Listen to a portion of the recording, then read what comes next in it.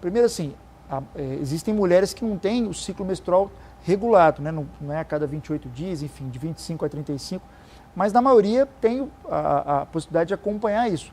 Geralmente, na síndrome pré-menstrual mais leve, elas acontecem 2, 3 dias antes, com essa alteração de humor, essa alteração de concentração. Não é um bom momento para você tomar decisões importantes, porque sua concentração está alterada. Porém, quando é uma patologia, um transtorno de ansiedade, um transtorno depressivo, ele acontece na maior parte dos dias. Pode até se intensificar durante a fase de pré-menstruação, mas ele continua com uma intensidade parecida mesmo após a menstruação. Então, entende-se que não é uma situação relacionada só à parte hormonal. Quero fazer um adendo seguinte, a gente escuta muito, eu vou colocar chip de hormônio, isso não está permitido ser usado sem uma indicação médica, e a maioria não tem essa indicação médica. Aí é o contrário, aí você começa a mexer na sua parte hormonal, visando uma estética, porque o estrogênio ela tem muito relação, pessoal, com aumento de gordura na região das coxas da mulher, na região da pelve. Já a testosterona no homem tem muita relação com a massa muscular. Então a mulher ela não tem indicação de repor testosterona, a não ser que seja uma questão muito pontual, que é um desejo sexual hipoativo. Então a testosterona da mulher é baixa. Então, quando você começa a colocar o hormônio masculino alterando a sua fisiologia, isso vai gerar repercussão.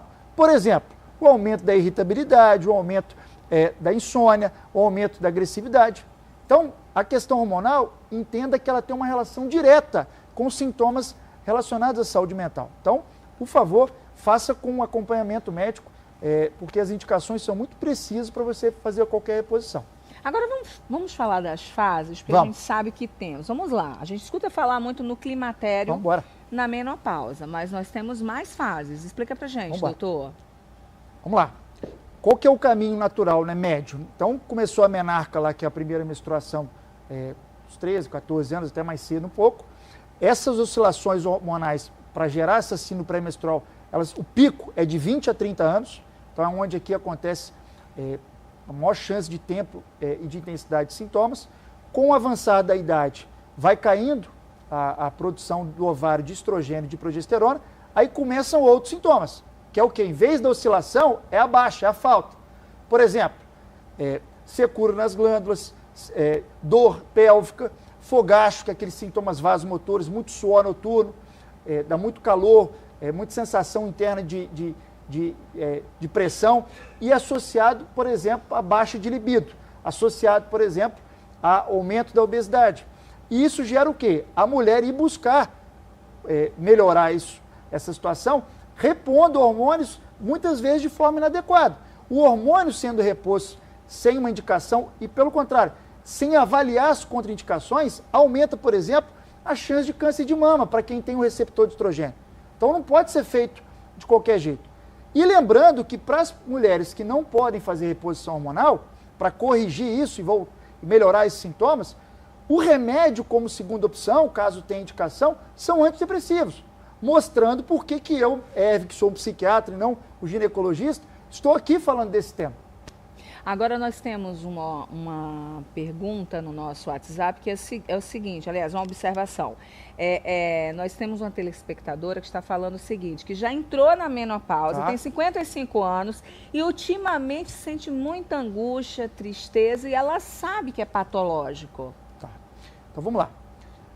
Teoricamente, se ela puder fazer uma reposição hormonal, porque a menopausa o que é? O ovário parou de produzir o estrogênio e a progesterona, que são os hormônios sexuais da mulher. Quando ele abaixa, e a gente conversou que tem uma relação com o humor, com a concentração, ela passa a sentir a falta desse hormônio. E aí, dependendo do quadro clínico dela, ela pode ou não fazer essa reposição. Que reposição? Repor estrogênio e progesterona, para ela ter uma melhora desses sintomas. Porém, fica a minha ressalva que tem fatores de risco essa reposição, principalmente ligado a câncer. Câncer de mama, câncer de endométrio, no útero. Então, não pode fazer sem checar um médico para ele constatar se você tem ou não uma contraindicação. É perigoso. Então, não faça isso de qualquer jeito. Outra coisa importante para a gente lembrar é a automedicação. Perfeito. né? Muita gente vai sentindo, a minha vizinha fez, a minha amiga fez, então eu vou fazer. Não é assim. Cada corpo, né? Como é que eu posso falar, doutor Evan? Exatamente, tem a fisiologia própria. Então a gente não pode seguir, porque aí você pode ter um problema de saúde muito sério. A gente também tem uma pergunta no nosso WhatsApp, que é a Renata de São Gonçalo. Um beijo, Renata. Ela diz o seguinte, que tem medo de fazer reposição hormonal, e muitas mulheres comentam sobre o medo dessa reposição, né? Quando a gente fala de medicamento, de ingerir, né, uma substância, todo remédio vai ter o lado bom e o lado desvantajoso. É sempre uma relação de custo-benefício, é do menos pior. Por exemplo, na fase de menopausa é muito comum ter uma insônia. Então, o que é pior? É você ter uma insônia ou você tomar um medicamento para tratar a insônia com um profissional? Isso foi estudado. A insônia, além de no outro dia você acordar cansado, irritado, com a concentração ruim, cair seu rendimento, ela tem uma relação direta com o aumento de hipertensão, direta com infarto, com diabetes. Então, é menos pior. O ideal era não ter insônia, era o outro que não queria ter câncer, o outro que não queria ter diabetes, doença e paciência, pessoal. Tem que encarar numa boa, porque tem que enfrentar da melhor maneira. Então, se você tem medo, porque você viu na internet ou algo desse tipo, chega para o seu médico e pergunta todas essas dúvidas. Ele está ali para isso. É obrigação dele de colocar as vantagens e desvantagens. E uma sugestão que eu te dou, sempre chega para o médico e fala assim, tá bom, o remédio é muito bom, mas por que ele é ruim? Qual que é a desvantagem? Para você poder pensar junto com ele. Da década de 70 foi criado o princípio da autonomia, é um dos 4 princípios da bioética.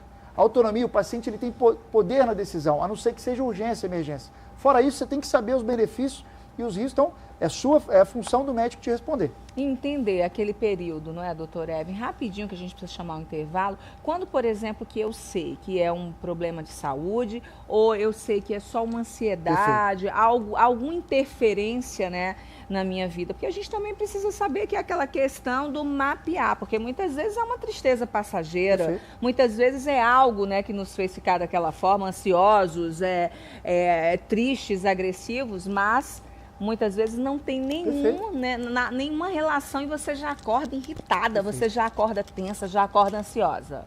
Então vamos lá. Pessoal, quando a gente está falando de ter essa alteração no humor, principalmente a irritabilidade, principalmente a oscilação, ficar com uma labilidade emocional, de manhã está triste, tarde está feliz, de noite está irritado, sem um motivo específico para isso. Quando é um sintoma ligado à nossa área, lembra que chama transtorno e não doença? Por não conhecer a causa? Inclusive, você pode estar no melhor momento da sua vida, herdar um gênio pequeno, extrair, expressar, e você começar a apresentar, por exemplo, sintomas depressivos. Então, vamos lá, para fechar. Quando é ligado a uma patologia paralela à parte hormonal, esses sintomas vão ocorrer sem um problema específico, na maior parte dos dias durante o mês. Quando é sintomas fisiológicos, síndrome pré-menstrual, vão ocorrer sintomas mais leves, 2, 3 dias antes da menstruação, terminando logo após ou um dia depois. Quando é um transtorno disfórico pré-menstrual, que aí é uma patologia com tratamento medicamentoso, na maioria das vezes, isso se estende, podendo ser 2 semanas antes da menstruação, a maioria é 1 semana, mas pode ser 2 semanas, e estende por mais dias, 3, 4 dias após a menstruação, depois para.